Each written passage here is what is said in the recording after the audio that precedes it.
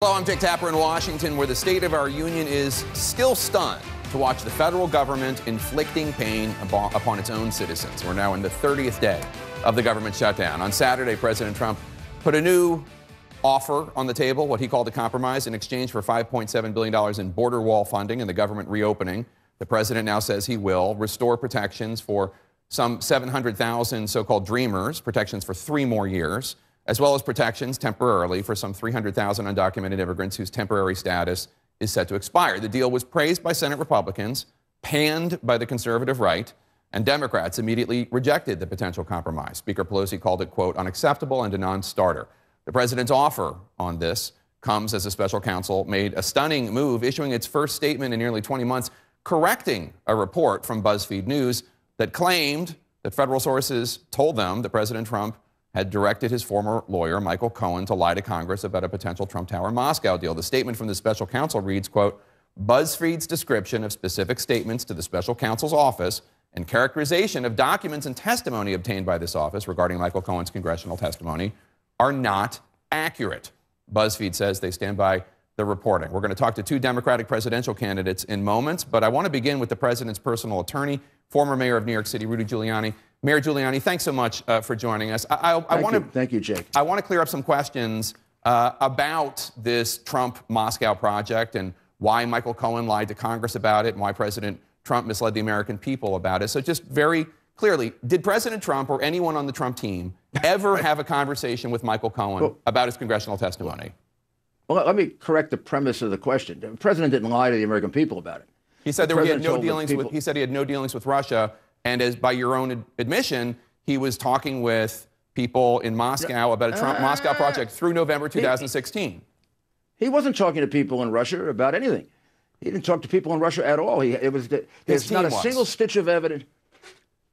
It was an early stage proposal that never got beyond a non-binding letter of intent that was being run by Michael Cohen. It was his project, and it was being done while Donald Trump was running for president of the United States, and wasn't focused on that at all. Sure, okay, but he said, I have no business there. I have no business there. Well, I have no deals there. That's not true. Absolutely accurate. That is not inaccurate. That is not what you're saying is not accurate. I run a business. We do it in a lot of countries. I have proposals right now in 6 different countries. 2 of them have been accepted. I'm doing business in the 2 that are accepted, not the 4 in which I have proposals. I would be misleading to my partners if I said I was doing business in the 6 in which I have proposals. There's no business there. So when he said I'm not doing business in Russia, he said I don't deal there. I don't have any. He doesn't. He has a proposal by Michael Cohen that never went anywhere. He was in the middle but Michael Cohen was in the middle of talking to Russians about a potential deal. No, he wasn't.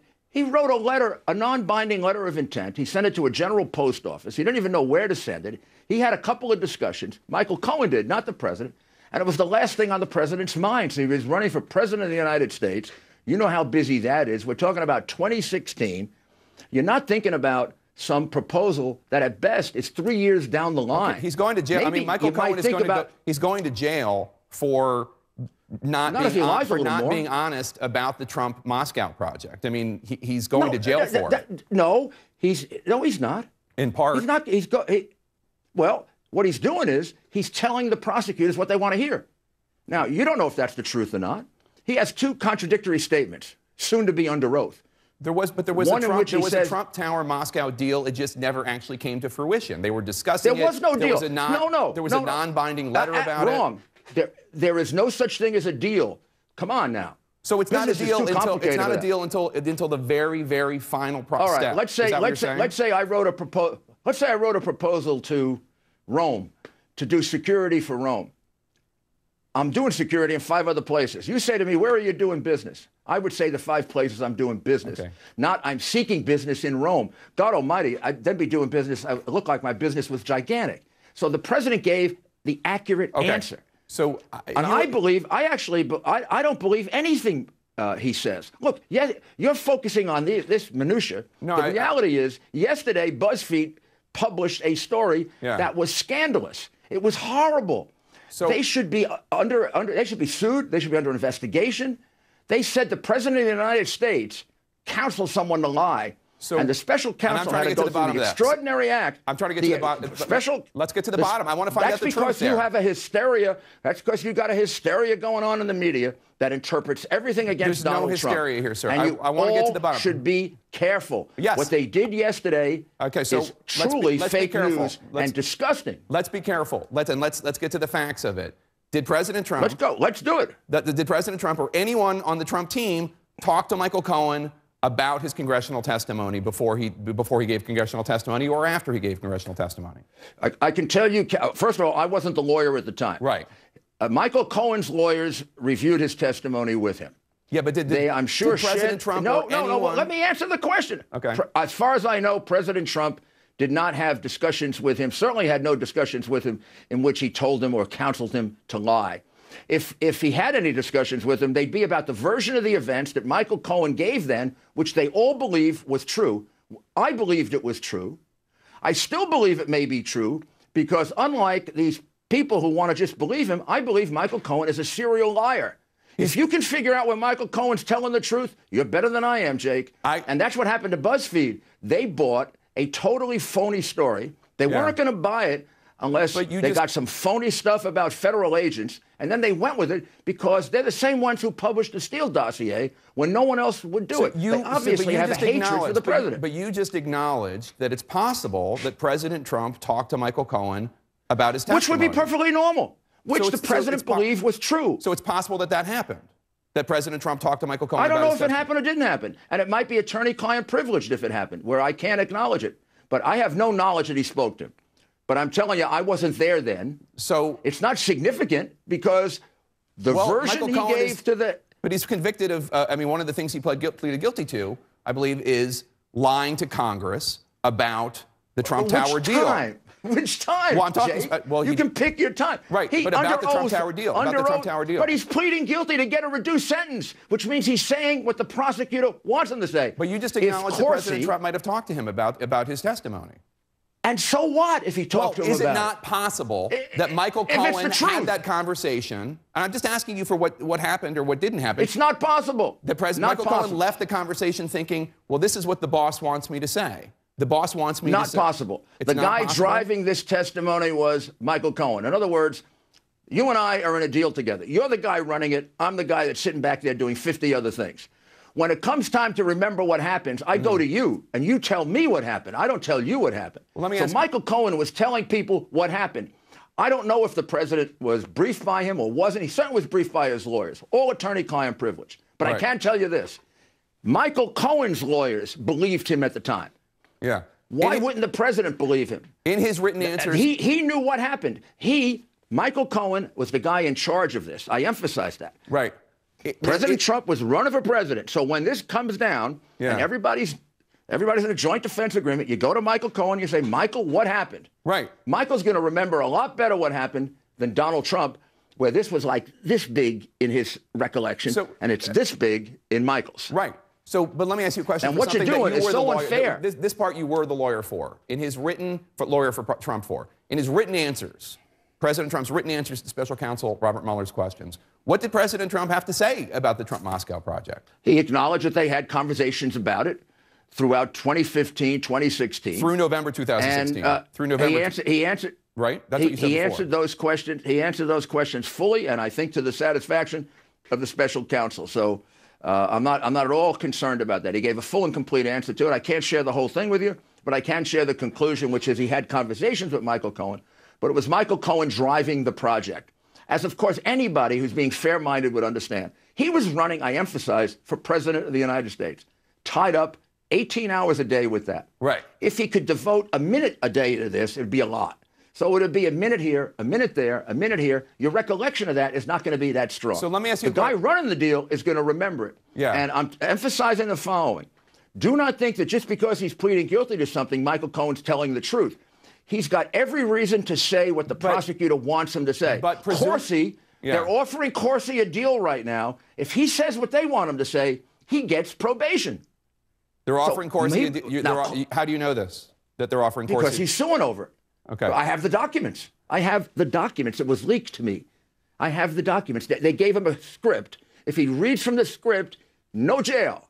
If he doesn't read from the script, He gets maybe 5 years in jail. So what's the temptation to read from the script? If you are a guy like Cohen, who was a lawyer taping his own client and lying to him about it, taping Chris Cuomo and lying to him about it, stealing money back when he was fiercely loyal, in this transaction that was just uncovered, he kept $37,000. So let me just ask you, I just want to ask you a question, because the guy is a complete scoundrel.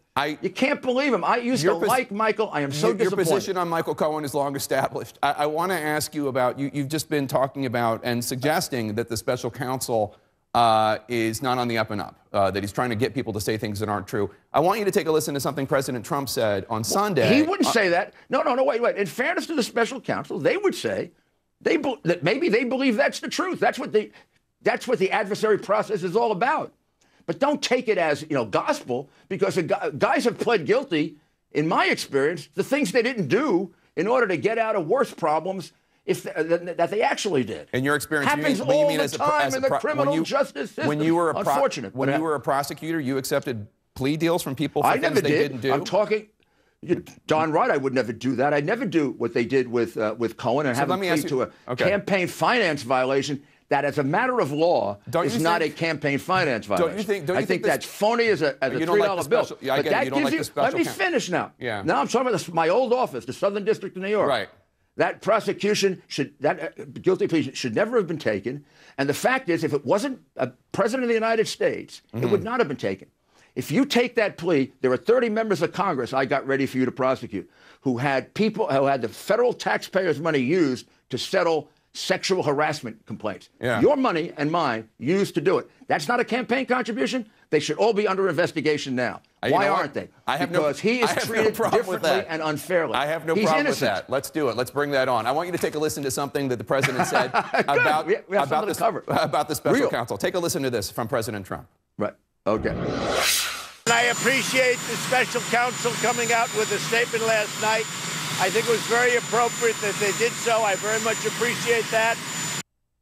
That's some praise for the special counsel from President Trump. Me too. I did the same thing. I commended it. The president has referred to the special counsel investigation as a witch hunt, probably hundreds of times, at least dozens of times. He's gone after the integrity of Robert Mueller and his team. Does this mean now that you and the president accept the credibility of special counsel Robert Mueller in his office? No. If he does something good, we're going to commend him. If he does something we think is wrong, we're going to. I'm going to defend the president. Good is something you like, and bad is something you don't like, it seems.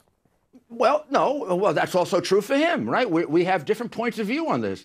When he's doing what he's doing to Manafort, I think it's horrible. He's got the man in solitary confinement now for 6 months, and he keeps questioning him and trying to pressure him to say things that are not true. I think that's terrible. Why do you think Manafort However, shared what he that did campaign yesterday, data? Why do you think Manafort shared that campaign data with Konstantin Kilimnik, who, according to the FBI, has ties to the Russian military intelligence agency, the GRU?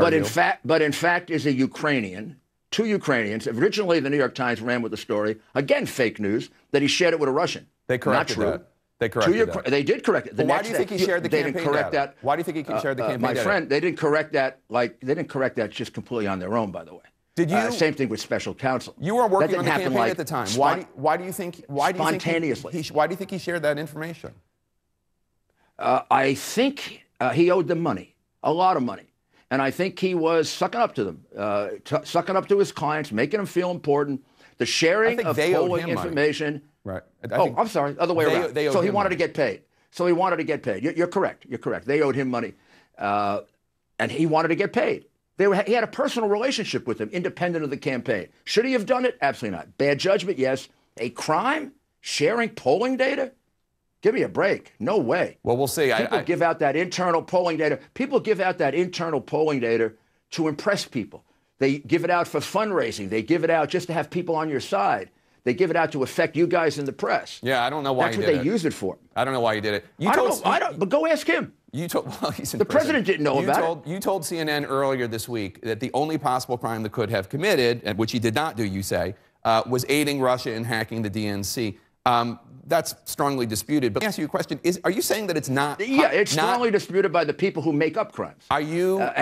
Saying only to go after Donald Trump? Are you saying nobody else has ever been pursued? Are you saying it's not possible for the president to have obstructed justice? That that's an impossibility?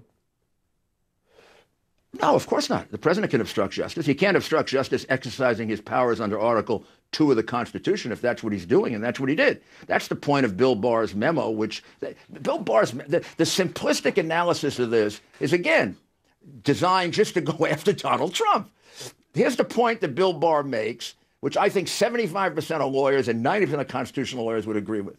If the president of the United States today fires one of his cabinet members, he cannot be prosecuted for obstruction of justice. He would have to do a corrupt act in addition to that. If he goes up to his cabinet member and says, if you don't do this, I'm going to break your legs, right, or I'm going to take money away from you, or I'm going to have your wife put under investigation. Well, now we have obstruction of justice. Well, let me ask you all he did with Mueller is, all he did with Mueller is fire him with the support of Rod Rosenstein, the Deputy Attorney General, who advised it, who was in charge of the investigation. So, if that were a crime, how could he be in charge of the investigation? So you say the obstruction of justice... It would be a complete, absolute, unbelievable conflict of interest. The analysis of this is so stupid and simplistic. And you have lawyers that come on this television show. Yeah. Or this network and other networks and support it, and they should hand in their law degree. Okay. But let me ask you a question. You're talking about these threats that the president did not commit, and as to why that would be inappropriate, but the president has not done that. The president is repeatedly calling publicly on Judge Jeanine's show, on Twitter, he's repeatedly calling for an investigation into Michael Cohen's father-in-law ahead of Michael Cohen's testimony before Congress. By your own definition, isn't that obstruction or attempting to intimidate a witness? No. Now, if you made that obstruction, I can't defend anybody. To say you're telling me this guy is testifying against me, his father-in-law should be tested. We are so distorting the system of justice just to get Donald Trump. It's going to hurt us someday. So it's okay to go after the father-in-law. Now, of course it is. If the father-in-law is a criminal and the Southern District of New York, in the plea, wanted him to go to jail and said he's lying, they don't buy the special counsel's approach. They say he's lying because he's holding back information that is far more damaging than the lies that he's sharing with them now. Now, what's that information about? Yeah. It's about his father-in-law. We talked about Ukrainians. His father-in-law is a Ukrainian. His father-in-law has millions and millions. Of course it's not. I'm telling you, it comes from the Ukraine. The reason that's important is he may have ties to something called organized crime. Because he's Ukrainian? Michael Cohen is refusing. Well, there's an organized crime group in Ukraine, organized crime group in organized Russia, crime organized everywhere. crime group. Organized crime in Brooklyn, organized crime in the Bronx. I mean, you know, that I think that's making the leap. Oh, well, that's okay. He can have ties to organized crime. They can have bank fraud. That's just fine.